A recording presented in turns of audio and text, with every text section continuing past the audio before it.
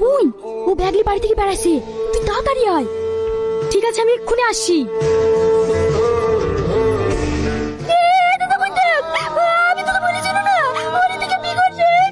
কি ব্যাপার তুমি?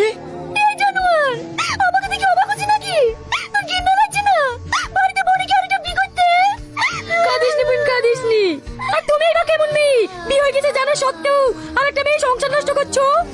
আসলে তোমার গায়ে মানুষের চামড়াই নাই, না হলে একটা মেয়ে হয়ে আরেকটা মেয়ে সংসার নষ্ট করতে পারো। তুই কার সাথে কথা বলছিস? ওই জানোয়ার তোমার স্বামীর মাথাটা খায় না বল।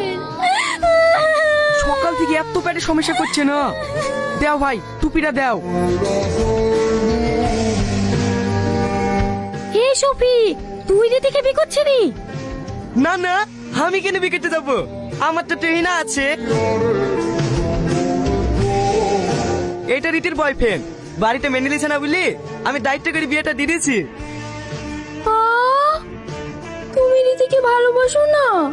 না, আমি শুধু তোমাকে এইটুকুই বোঝাতে চাইছিলাম, একটা পুরুষের ভালোবাসার নারীর গায়ে বাতাসে ওরা ধুলো এসে গায়ে লাগলেও পুরুষের ধুলোকোনা শত্রু হয়ে যায়।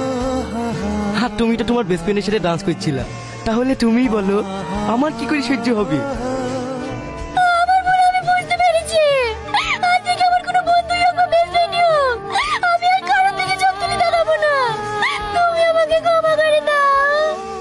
কেঁদো না, ওঠো। তুমি যেন তোমার নিজের ভুলটা বুঝতে পারো, তার জন্যই আমি আর রীতি এই নাটকটা করেছি। লাউলা তোমার স্বামীকে লিব না।